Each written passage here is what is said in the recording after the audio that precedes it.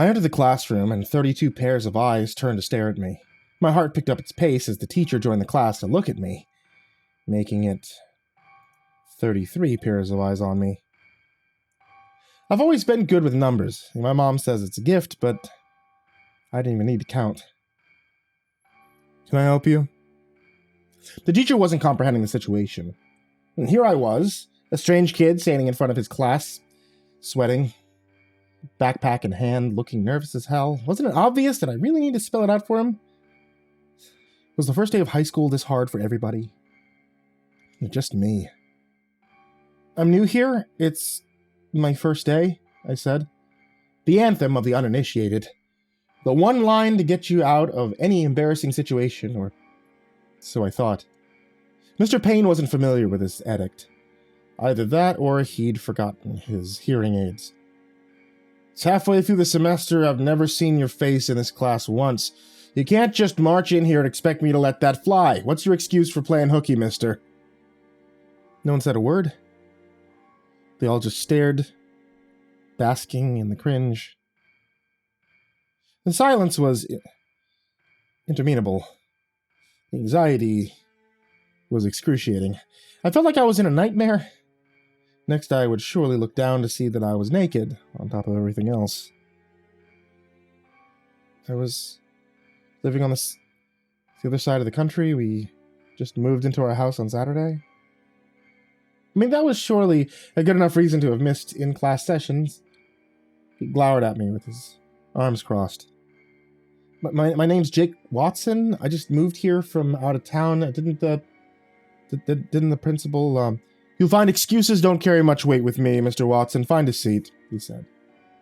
His tone indicated that I would be getting C's or worse for the rest of the year, regardless of my efforts. There was only one empty seat available next to a kid with thick glasses and an Iron Maiden t-shirt. He was short, pale, and gaunt, looking slightly unwell. Some people just look this way, I guess. Hey, he said from across the narrow aisle. I'm Chris. Don't mind Mr. Payne. That's where he got his name. He's a pain in all of our asses. I snickered, happy that someone was being decent to me after my floundering entrance. Thanks, I'm Jake. Mr. Payne yelled at us to pipe down. We sat silently listening to his monotone math lecture until the end of the period. It was easily the most boring hour of my life, and I had no idea how I was going to make it through an entire semester of this torture. Eventually it was over, the bell ringing to indicate the end of first period. Welcome to Havenworth High, Chris said as we got our books together and fled the class. Don't worry, I'll show you the ropes. Okay, thanks. I don't really know anybody else here yet. I said goodbye to Chris as we went our separate ways to different classes. He said that he had to go to history while I was going to science with Mr. Stroob. Ah, Stroob's all right. I got him third period. He's better than Payne, at least. Then again, who isn't? Of course, Mr. Payne happened to walk by at that exact moment and gave us both a withering glare, which said that he would probably remember this, and we would regret the day that we were ever born. I didn't see Chris again until lunch, when I was standing in line in the cafeteria. The options for the day were French fries, mini pizzas, or you could choose from an array of 2-week-old tuna sandwiches. I opted for the mini pizza, while Chris loaded his tray with the works. French fries, 2 mini pizzas, 3 bags of chips, chocolate milk, and a cupcake. For good measure. Never eat the tuna fish, he said ominously as we made our way to the open table. The two of us sat down. Chris opened his chocolate milk and began to guzzle it in one long swig, then made a long sound before burping and pitching the carton over to a group of kids nearby a trash can. They didn't notice. LeBron, over 6 defenders, 3-pointer. It's good. Then he started on his mini pizzas, and they were gone before I even started eating. Couldn't understand how someone who eats like that could be so thin. You don't talk much, huh? He said. He asked around a mouth of fries and ketchup. I tried to speak, but he cut me off before I could. That's okay. I'm a bit of a motor mouth myself, at least that's what my mom always says. I talk enough for 10 people, according to her, and eat enough for 10 more on top of that. I got a high metabolism. Oh, yeah. I didn't notice. I guess you want to know the lay of the land around here, huh? Well, that's all right. I'll give it to you straight. See, you, me, we're lone wolves. We're a bunch of outliers. There's a bunch of outliers like us who don't conform to the hierarchical structure, you know? Like Jasper over there.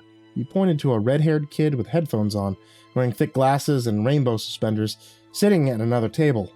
The kid had a heap of electronics in front of him, his lunch sitting on the side, cold and ignored.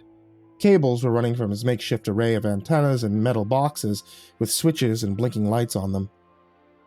We stared at him for a few seconds, but he didn't seem to notice.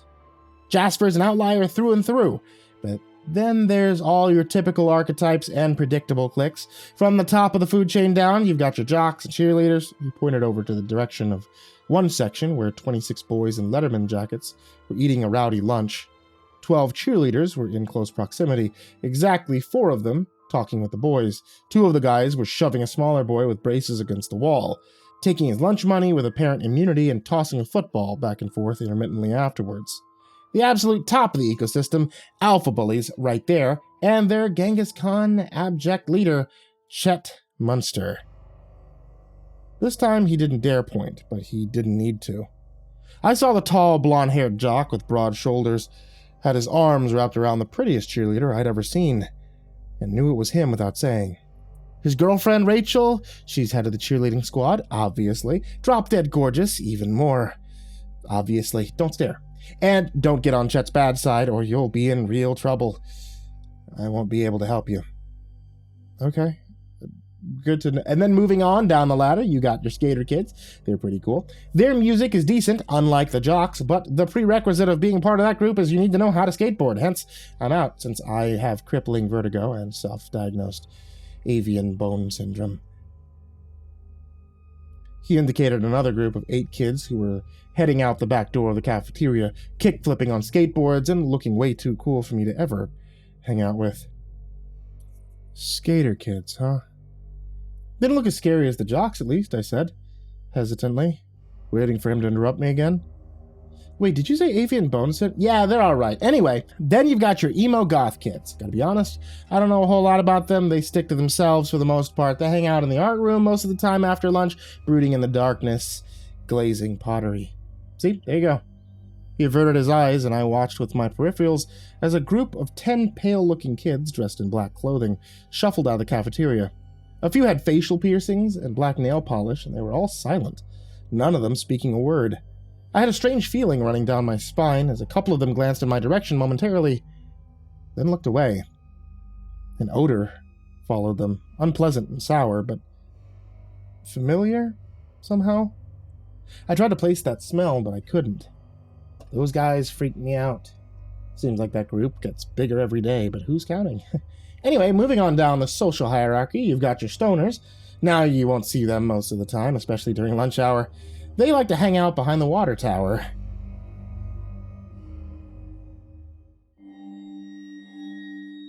After lunch, I had art class with Chris and had science with Mr. Strube.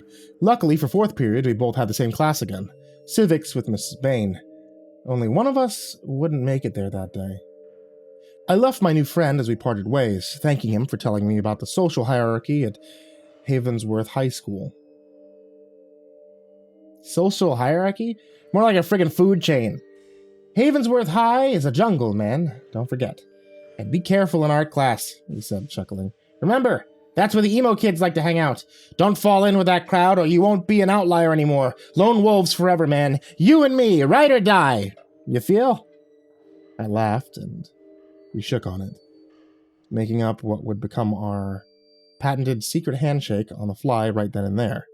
It was like we'd known each other in another life, I realized, as we'd become such fast friends.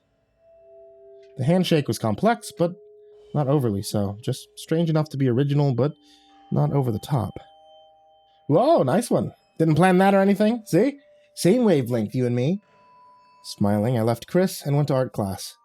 After so much uncertainty moving to a new city and new area on the other side of the country, it was a relief to have made a friend so quickly.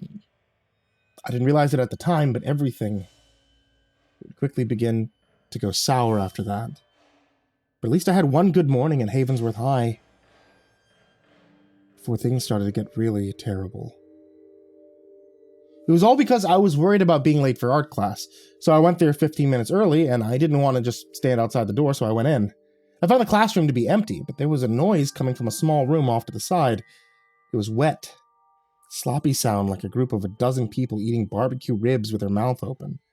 Meat being pulled from bone. Dripping juices. Tearing gristle. For some reason, despite my apprehension, I was drawn towards those sounds, and I found myself holding my breath as I stepped deeper into the classroom. A wooden door was standing about 10 feet away, slightly ajar, and the sounds were coming from just inside that room. As I got closer, I could feel my heartbeat speeding up, the lub-dub sound of it loud in my ears. Just as I pushed the door open wider, the noises stopped completely. I froze, realizing that whoever was making those wet chewing sounds had heard the loud squeak of the door opening. "Can I help you?" A man's accented voice asked from behind me, and I spun around, my heart now galloping in my chest. A teacher was standing there, his hands on his hips, looking angry. He had a goatee and short red hair. "Sorry, I'm a few minutes early for class. I thought I heard something in there, and I'm Jake Watson. It's my first day." I stuck my hand for him to shake, but he didn't take it. Instead, he folded his arms across his chest and shook his head. "I'm gonna need you to leave. Art club meeting's a private affair. We're having a wee barbecue for lunch, and these things can be very messy."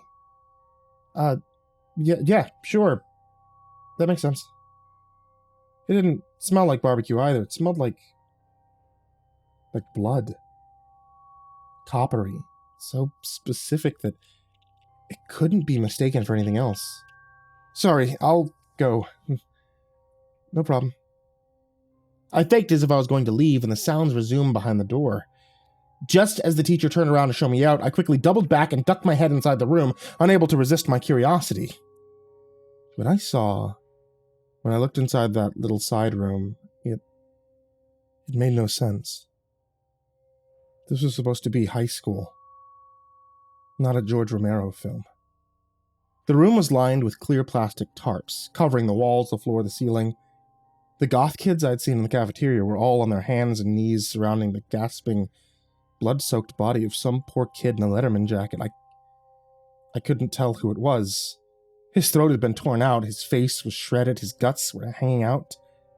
His chest and his belly opened up like a cadaver on an autopsy table. The goth kids, they were feeding on him, feasting on him like a pack of hyenas. Their faces red and covered with blood. I backed out slowly and I spun around. Luckily, the teacher didn't see me, or who knows what he would have done. I mean, it was obvious that he was protecting them. Quickly, I hurried out of the art classroom as the teacher showed me out, holding the door open for me. "Yeah, welcome to Havenworth High, Jake. I'm Mr. Mulholland. See you very soon in class, but don't be so early next time unless you want to join the art club. That could certainly be arranged. We got so many new members these days. You'd be amazed how fast the group is growing." I backed away, feeling ill, feeling dizzy, queasy, floated like I was dreaming. "Thanks, Mr. Mulholland. I'll think about that. I really will." He frowned, looking down at me. "Why do you look so nervous all of a sudden?" "No reason.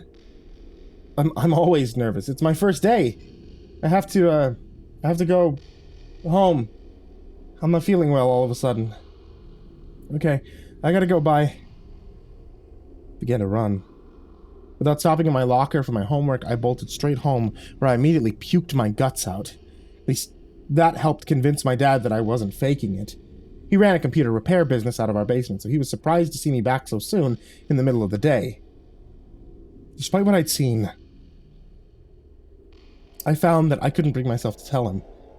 There was no way that he would believe me, I thought. A bunch of zombie cannibal goth kids using the art club as a cover for killing and eating students? I mean, I hardly believed it. I had seen it with my own eyes. The more I thought about it, the more it felt like a bad dream, a nightmare that never could have happened, but it did happen. And tomorrow I gotta go back to school. I have to face Mr. Mulholland and the goth kids again, and I have to figure out what to do about everything I witnessed. And maybe Chris could help. If we're going to stop them, then we need to find proof. We need to find it fast.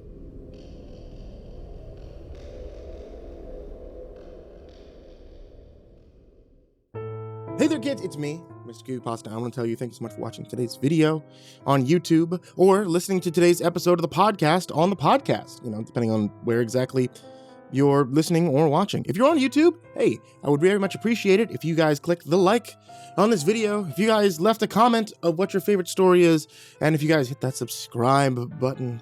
You can also hit the bell, but I don't know what that does, so I think it's broken still. But hey, it helps. And if you're on the podcast, I'd very much appreciate it if you hit subscribe on the podcast or like on the I don't know if you can like podcasts, but if you can, hey, that's something I'd appreciate.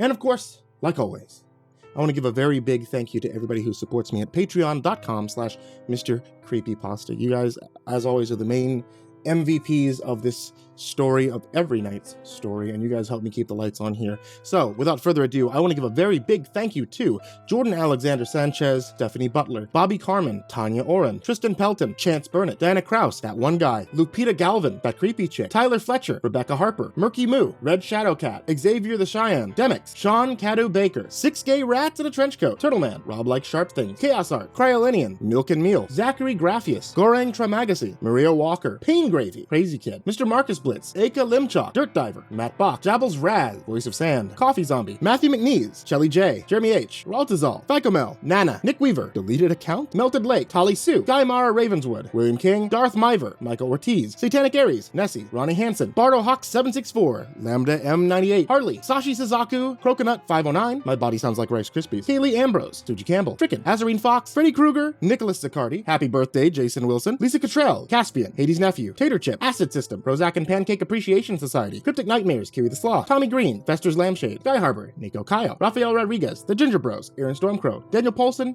and Corey Kenshin. As always, thank you guys so very, very much. Thank all of you who are in the description down below, and honestly, thank all of you that can give anything, even when it comes down to just $1. I appreciate you guys very, very much. I love all of you, and I love all of you out there who are listening, liking, subscribing, doing all that good jazz. Sweet dreams.